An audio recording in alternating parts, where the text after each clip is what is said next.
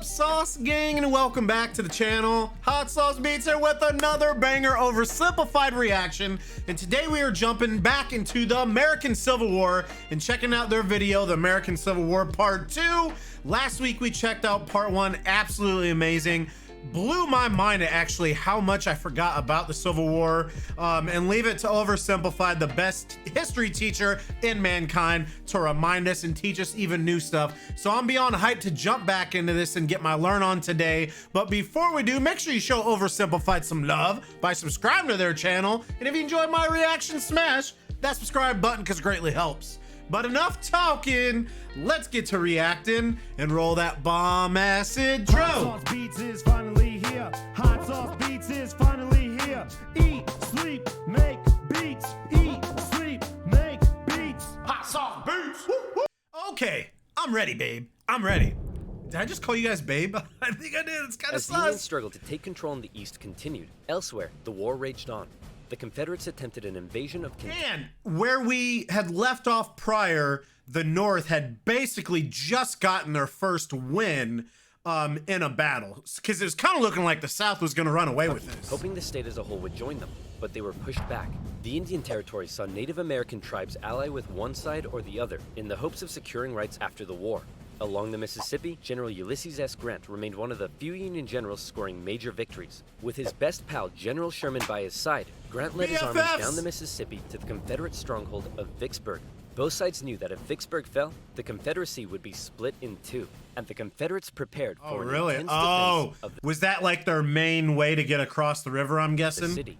But back in the East, Lincoln still wanted somebody to march south and take Richmond. Having given General capital of the McClellan the South. boot, he needed a new man in charge. All right, Mr. President. Option 1 is General Hooker. Bit of a nutcase, but a good general. Option 2, his qualifications are his name is Burnside, and he has freaking dope-ass sideburns. Say no more. So General Burnside was put in charge of the Army of the Potomac and sent south. Lincoln Bro, hoped look he at those finally chops. had a general who could succeed. Burnside met General Lee at the city of Fredericksburg, where he intended to rapidly cross the river and take the city. But the Union War Department was too slow in delivering the pontoon bridges, and the two sides were forced to camp across from each other, close enough to speak. Hey, Yankee, ready to get your butt kicked? Yeah, right, Rebel. God is on our side. No way, God's on our side. Oh, you think so? Well, why don't we ask him? Hey, God, whose side are you on? Ow. Dude, Yeah. uncool. With over 100,000 men, the Union Army finally launched their massive attack on the 11th of December. But by now, the Confederates had amassed their forces. During the battle, wave after wave of brave Union men marched headlong into a brutal Confederate onslaught. Even the Confederates couldn't believe what they were seeing, and in one moment of camaraderie, a Confederate sergeant, unable to take it, reportedly came out into the field to tend to the Union wounded. Seeing this, the Union troops held their fire. Still, Burnside and his forces were soundly Bro, that is... It's just tough sometimes, even reacting to this stuff, man. It's just because in war, no one wins. Like, yes, obviously, slavery needed to be abolished, 100%. So this war literally did have to happen. But it's just the amount of death. Same thing with World War and, you know, both World Wars or any war. It is just, I don't know. And for some reason, that just really hit me there. Just seeing, like, them essentially just mow down line after line, or like, you know, when the Americans stormed the beaches of Normandy, like, I mean, it was just a slaughterhouse. I mean, you knew you were gonna die, guaranteed death, but they just kept throwing bodies, and, you know, out of 100 people that, you know, stormed the beach, you know, one would make it past, you know, 99 would die so one could get and it's just like, God, man. Can't even fathom it. defeated at Fredericksburg and forced to retreat.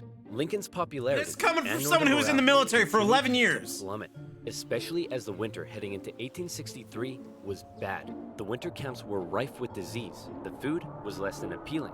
On both sides, men began to leave. Hey, where do you think you're going? I'm deserting. What? Don't you love your country? Yes, I do. And I'm trying to get back to it as quick as I can. Lincoln, ever the kind and caring man he was, spent much of his time pardoning deserters' death sentences. Oh my. Here's a 17-year-old boy sentenced to be hanged. Well, I'd better suspend his sentence, or he'll be suspended tomorrow. But boom. To try to keep the numbers up, both sides had introduced conscription. There was controversy in the North, however, since rich men could simply pay to have someone else fight on their behalf. Riots broke out in New York City, with enraged mobs furious at the idea of going to fight for slaves. An idea that many of them simply did not support. You could just However, pay someone to after go so for much you? pressure, the Union had finally begun allowing black men to enlist. And these men, knowing what they were fighting for, signed up. By the end of the war, nearly 200,000 Literally fighting for freedom. I mean, goodness, dude. troops, Goodness. 10% of the Union Army, would be black. The valor and bravery they showed throughout, silencing critics. Okay, well that last guy was useless. Let's try this Hooker fella. Ah, General we Joseph shouldn't have Hooker trusted the was put in side charge of the chops. Army of the Potomac, and once again, Lincoln ordered him to move south and take Richmond. Hooker met Lee at the Battle of Chancellorsville, where Hooker had over twice the men Lee did. Lee was forced to defy all military convention and split his smaller force into two. Lee had absolutely no chance of winning, and Lee won. It was his masterpiece. Dude, that is Lee did crazy. suffer one significant loss during the battle, though. As his right-hand man, Stonewall Jackson, was riding back to the Confederate lines at night, the nervous Confederate troops, unable to recognize him, opened fire. You boys done goofed up. Jackson died 8 days later. As for Lincoln, he couldn't believe it. It was yet another loss, and Northern support. See, dude, this is why I love reacting to these. I didn't know that. Bruh. Their own people killed them. Continued to waver. While the Union kept on struggling in the East, out west, unconditional surrender Grant was making moves as always. In an attempt to take Vicksburg on the Mississippi, he made a series of risky and bold movements. He sent a cavalry raid and feigned Sherman north to confuse the enemy.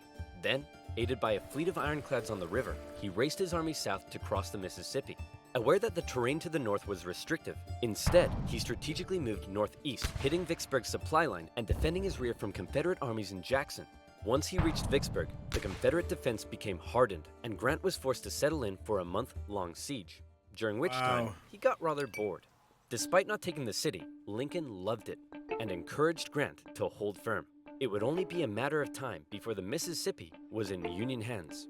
Around this time, the people in the west of Virginia, who had remained loyal to the Union throughout, finally broke away to form their own state. They could have named it anything in the world, but the creative minds at the time came up with the ingenious West Virginia! Back in Washington, Lincoln once again wanted a new general to take command. Oh my goodness, why do all these 19th century generals look so bust? Look, we got Sleepy Eyes Joe here. That's Princess Leia with a mustache. E.T. phoned the doctor. Fine, why don't we give Snapping Turtle McGee here a shot? So General Snapping Turtle McGee was put in charge of the Army of the Potomac, and it was a crucial time for the Union, because once again, the Confederates decided to go on the attack. So far, they had done exceedingly well militarily, but as the war kept going, the Confederate economy was crumbling. Riots broke out in the streets of Richmond as the price of bread skyrocketed. Supplies were dwindling. Jefferson Davis wanted to send men west to rescue Vicksburg, but General Lee knew the longer the war lasted, the worse their chances got. And he still hoped if he could just threaten D.C., the already demoralized North would surrender. So in June 1863, with the momentum behind him, General Lee once again entered the North, fighting his way through Maryland and into Pennsylvania. General Meade set out to meet him for what would be the most significant battle of the entire war. If the Confederates won, Gettysburg? DC could fall. If the Union won, it would be a turning point, as the Confederates would run out of steam, and the small town that was to get caught up in the crossfire of the largest battle in American history was Gettysburg, Pennsylvania. On June 1st, units from each army encountered one another and skirmished through the town itself. The townspeople were forced to take refuge, except for one man, who reportedly ran outside for a strange reason. "Joseph, what are you doing?" "I'm not gonna let them take my beans." "How many times do I have to tell you they're not here for your beans?" By the second day, over 100,000 men stretched for miles across the battlefield. Lee took the initiative, deciding to hit the enemy's flanks, and he came very close to breaking through the Union's disorganized left. But Union Colonel Joshua Chamberlain ordered a desperate bayonet charge, smashing into the Confederates and forcing them back. The Union forces held across the line. On the final day, Lee believed the Union Army had fortified its flanks, so he decided to finish them off with one massive central assault. The Confederates rushed at the Union lines during General Pickett's charge, and this time, it was the Union's turn to unleash hell. Meade had correctly guessed Lee's strategy, and the Confederates were decimated, forced to turn and flee. A devastated General Lee called out to his fleeing and wounded Dude, men, and it's telling the reason why I'm shaking my head, because again, man, it just, you know, in a civil war, I mean, it's every person that dies is an American.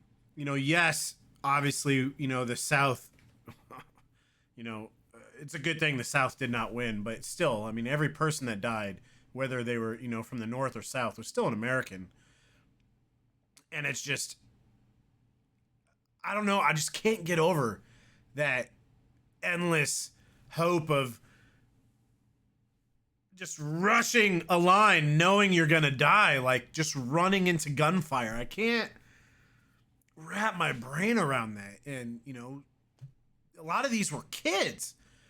A lot of these weren't even people fighting for the cause. A lot of these in the South and the North were just drafted, you know, like a lot of these kids in the South were, you know, 17, 18, and, you know, they weren't fighting to keep slavery. Some were, don't get me wrong, but, and just walking into guaranteed death, man, just kids. I can't even. them it was his fault. And after holding for a counterattack that never came, he ordered a retreat back into Virginia. The North had just managed to score a massive victory, and one they desperately needed. And if that wasn't enough, in the West, after a month-long siege, Vicksburg finally fell. The North now held the Mississippi. And better yet, it was the 4th of July. Yeah! With control of the Mississippi, Union forces moved into Arkansas and Tennessee. Tennessee in particular saw heavy fighting, with Union General Rosecrans masterfully pushing Braxton Bragg's Army of the Tennessee out of Tennessee. He suffered a major setback, however, at the bloody Battle of Chickamauga, and ended up under a Confederate siege at Chattanooga. At one point during the siege, a temporary truce was declared so that wounded men could be recovered. And often in the Civil War, during these small truces, men from both sides would meet in the middle to trade things like tobacco, coffee, and maybe even honey. Do you like honey? Me too. Bees are great. And you know what rhymes with honey? Dude, and you see what I'm talking about? Like, again, that's just a perfect example of the kids that are fighting in this. They aren't fighting for any cause. They're fighting because they were forced to. And they call a truce, you know, to pick up the wounded. So what do? They meet up and, hey, man, sorry I shot your buddy, dude. Yeah, sorry I shot yours. And, you know, here's some tobacco. And what do you got to trade? And, God, man, I just... Supporting my channel, so thank you. Now, I hate war. God, I hate war, man. Vicksburg, 4th of July, and the Siege of Chattanooga. Thankfully, General Grant, now in charge of all Western Union armies, showed up and karate-kicked Bragg right back into Georgia. Like this. With Sherman and Hooker, Grant took on Confederate positions in the mountains around the city, including the famous battle above the clouds and Mission Ridge. Grant continued to be Lincoln's #1 guy. With these victories, Lincoln hoped the war was finally turning. Back in Gettysburg, the entire town had been turned into a hospital to care for the scores of wounded men. Throughout the war, on both sides, women such as Clara Barton rose to the occasion, doing crucial work on the home front and volunteering as nurses for those who had given their lives. A new national cemetery was to be established at Gettysburg, and Abraham Lincoln traveled out to attend. I really want to go to ceremony. Gettysburg someday. At the event, the main speaker spoke for 2 hours. Then, Abraham Lincoln was called forward to give some brief, appropriate remarks. In just 2 minutes, he masterfully and poignantly iterated America's national purpose and the need to continue the fight. The Gettysburg Address would become one of the most famous speeches in American history. While they were now making progress, the North still couldn't find a decisive victory in the East. And that was bad news for Lincoln, because his presidency was now in its 4th year. In 1864, there was an election coming. The Confederates knew this too, and with little hope left of being able to threaten the North militarily, they believed their last shot at victory may be in the election, since Lincoln, emancipation, and the war itself weren't exactly popular. People in the North were sick of war and wanted to put it behind them. Robert E. Lee hoped that if he could just hold out and continue to inflict more defeats, the people of the North would vote Lincoln out and replace him with a Southern sympathizer who may be willing to negotiate. Lincoln knew now he desperately needed a victory. Now, I know what you're thinking, but oversimplified. If Lincoln loves General Grant so much, then why doesn't he put him in charge of the campaign in the East? Well, guess what, loyal subscriber? You've hit the nail on the head. You're bold, Grant. I'll grant you that. I'm promoting you to General-in-Chief, and I ain't taking you for granted. Now I want you to go defeat Lee. Grant me my wish. Please stop. Stop it. So Grant was Stop put in it. charge, and he came up with Stop a it. new plan. He wanted to press the Confederates on all fronts, with General Banks to capture Mobile, Alabama, General Sherman moving south to Atlanta, and Grant joining the Army of the Potomac as they advanced through Virginia. In May 1864, that plan went into action. Sherman steadily advanced on Atlanta, facing off against a smaller Confederate army under General Joseph E. Johnston. In addition, a cruel yet highly skilled cavalry general and winner of the funniest Confederate statue award, Nathan Bedford Forrest, was also nearby, doing his best to threaten Sherman's advance. But in a series of battles, Sherman dominated and pushed Johnson back to the city. But he was held just outside of Atlanta itself and was forced to lay siege. Meanwhile, the main show was happening to the east in Virginia. The Union's top general was finally about to face off against the Confederacies. Lincoln hoped Grant would bring something Grant new versus Lee. and bring something new. He did. As Grant began moving south, Lee still regularly outmaneuvered him and inflicted heavy casualties, hoping to demoralize the North as much as he could. But here's what set Grant apart from others. He knew Lee was running out of men and that the North by comparison had plenty. Grant would throw his forces at Lee, and even when Lee repelled them, Grant, rather than pulling back, would give the order to keep moving forward and flank Lee, again and again. In under 6 weeks, 80,000 men would be killed, wounded, or missing. In D.C., Grant was criticized for being a butcher. At the Battle of the Wilderness, the Union casualties were so heavy that Grant reportedly began to weep. But still, Grant could replace his losses. Lee couldn't, and he was being pushed all the way back to Richmond. Lee knew once he got there, he'd be under siege. Then it would only be a matter of time. Close to Richmond, Grant again suffered horrific casualties in a miscalculated assault at Cold Harbor. Then, trying to be a trickster, instead of moving on Richmond directly, Grant moved towards Petersburg to flank the Confederate capital and cut its supply line. But, just like Sherman, Grant was halted outside of the city, and he too was forced to settle in for a siege. 2 identical sieges would not be good enough for Lincoln's re-election. The people of the North saw the casualties Grant had been taking, and they weren't happy. To make matters worse, Lee had sent Jubal Early north to threaten D.C., with the hope of forcing Grant to withdraw troops from Richmond. Early was repelled on the outskirts of the city, with President Lincoln even attending as an observer, but the North had been given a fright. So with the war currently in a stalemate, who was to be Lincoln's opponent in the critical 1864 election? Who would the Democrats choose? Guess what, baby? I'm back. Guess what, That's baby? right. General George B. McClellan would run for president against Abraham Lincoln. My fellow countrymen, if you elect me, I, the great General George McClellan, will fearlessly and valiantly win the war. Unlike this douchebag, many Democrats, however, including McClellan's running mate, wanted to end the war. So it's possible McClellan may have ended up fearlessly and valiantly making peace with the Confederates, which is exactly what they were hoping for. With the war in a stalemate and Lincoln still not popular, it looked like McClellan would win, and the Confederacy may have a chance at surviving after all.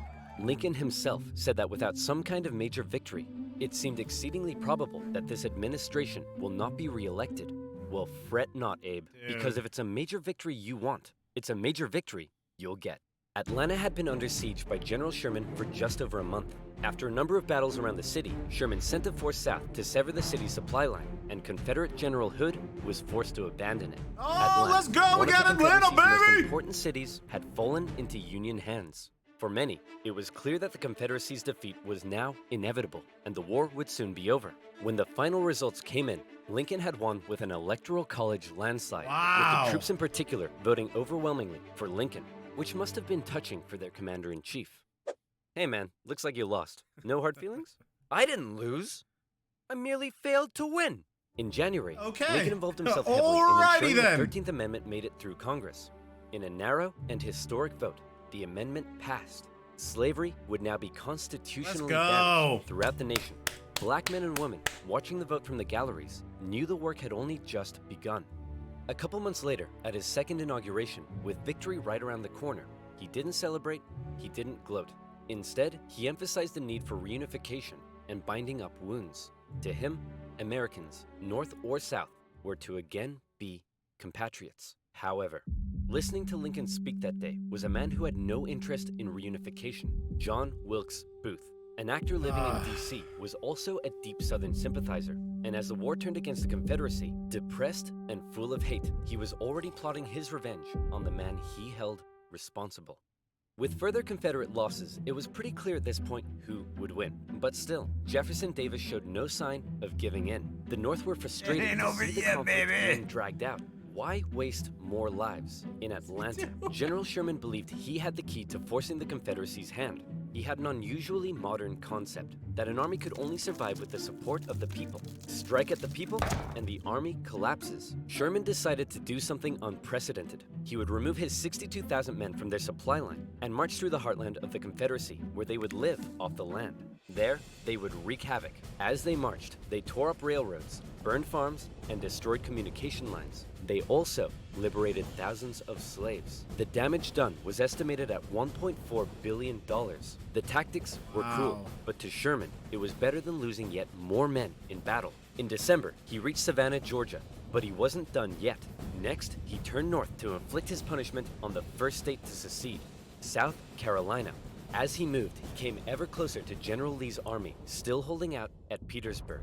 The siege of Petersburg had lasted for 292 days. Wow! 60,000 of Lee's men had deserted. Numerous Union attempts to break through had failed, but when the breakthrough finally came, it came quick. On April 2nd, a Union assault finally pushed the Confederates from their defenses. Hey man, there's no need to evacuate, right? You'll rescue us like last time, right? Sorry, can't hear you. Peace Lee out! narrowly escaped the city, hoping he'd be able to meet up with General Johnson and continue the fight. Grant chased him down. Richmond was evacuated, and Jefferson Davis went on the run. As they left, the Confederates set fire to military buildings, but the flames burnt out of control, and as the Union troops arrived, they became firefighters. A couple of days later, Abraham Lincoln visited the war-torn city. Grant caught up to Lee at Appomattox Courthouse, where he trapped his forces. It was here, on April 9th, 1865, that Lee saw no point in continuing. Sir?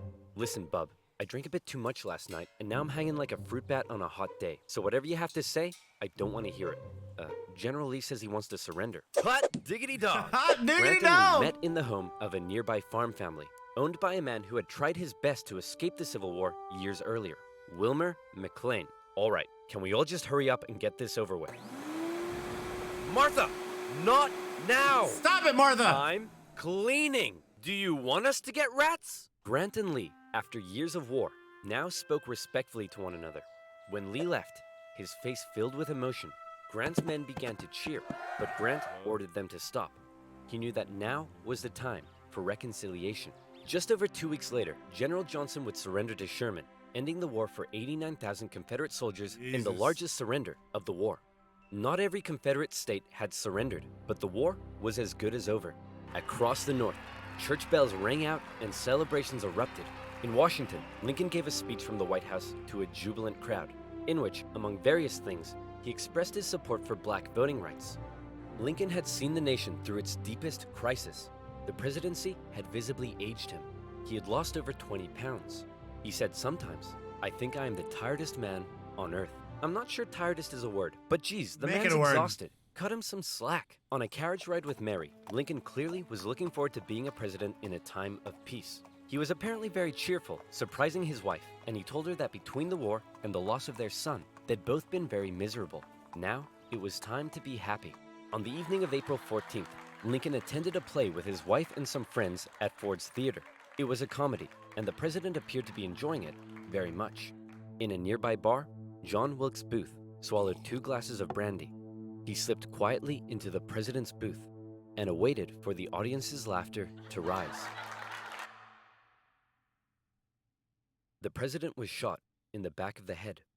Booth fled the city. Soldiers carried Lincoln to a boarding house across the street. There, doctors declared there was nothing they could do. Surrounded by his heartbroken wife, son, and members of cabinet, at 7:22 the next morning, President Lincoln passed away.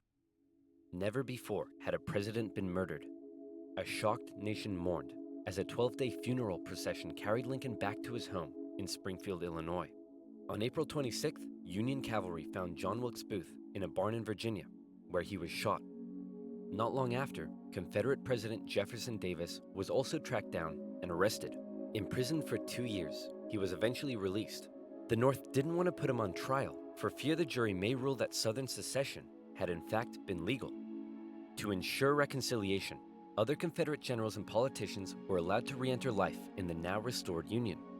Scattered fighting continued into May, when the last Confederate forces in Texas disintegrated. The southern states came under Northern military occupation to prevent any further rebellion, and a very difficult era of Reconstruction began. Over 3 million Americans had fought, brother against brother.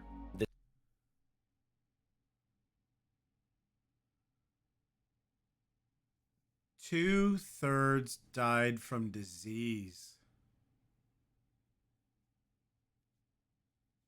Goodness, man. The Civil War remains the bloodiest conflict in U.S. history, but the Union had been preserved. You could say the real winners were those who were to never again be slaves. Further amendments passed by Congress gave black individuals the right to citizenship and to vote. Significant progress had been made.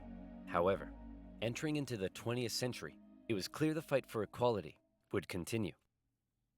Very true. In modern America, the man who fought to preserve the nation and never gave up in the darkest of times stands as a symbol of honesty, empathy, humility, perseverance, and courage. Freedom. A continuous reminder of what has forged America and what it should ever strive to be.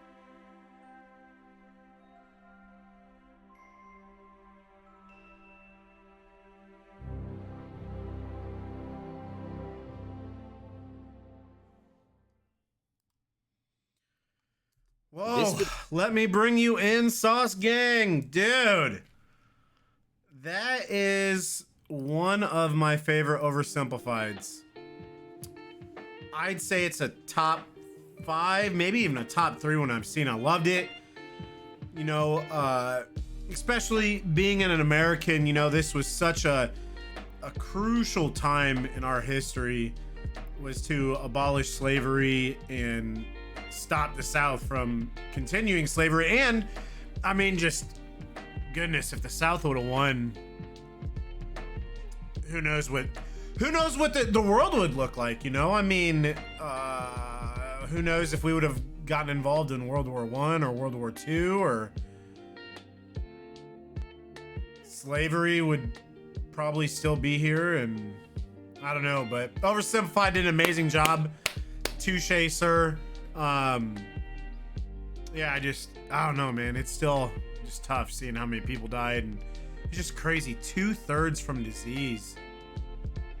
It's insane. But anyways, I hope you guys enjoyed this. Again, make sure you show Oversimplified some love by subscribing to their channel, and if you enjoy my reaction, please help support the channel by smashing that subscribe and like button. It's absolutely free, and it greatly helps out the channel. Enjoy the rest of your day, and remember, it's eat, sleep, and make beats, and as usual, be kind of one another. That's all I got. Boom, I'm out. Got a love for the Sauce Gang. Peace out, chat. Woo!